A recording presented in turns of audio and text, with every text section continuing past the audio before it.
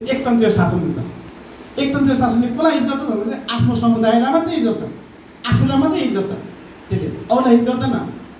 मङ्गोलवादले कसलाई हित गर्छ त सिङ्गो 80% मूलवासीलाई हित गर्छ। त्यसले सिङ्गो 80% मूलवासीको कुराहरू उठाइरहेछ, बोलिरहेछ, काम गरिरहन्छ। त्यसले होइन, त्यो सबैको निम्ति भयो, त्यो समान भयो।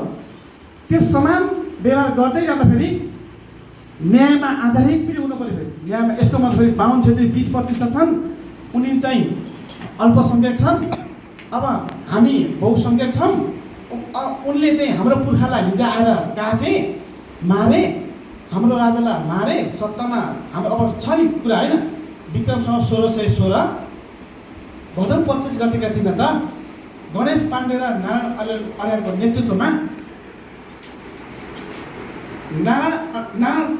गणेश पाण्डे र नारायण अर्यालको नेतृत्वमा द्रव्य शाहले विक्रमसँग 1616 भदौ 25 गतेका दिन काटेको हो नि त हाम्रो घले राजालाई, लिगलिङकोटको होइन। काटेपछि त उनी सत्तामा गएको हो नि त, अहिलेसम्म सत्तामा गयो नि त।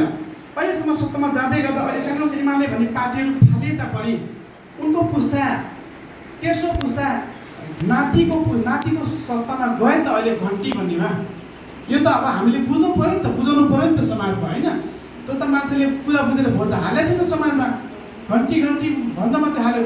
त्यो त कुनै कोही काङ्ग्रेसका कार्यकर्ताले पनि, काङ्ग्रेस एमालेका बाहुन पार्टीले, बाहुन जाति समुदायले कोही घन्टीलाई भोट हाले। हाम्रै समुदायका मगर गुरुङले फेरि, मगर गुरुङ काङ्ग्रेस एमालेका मान्छेले फेरि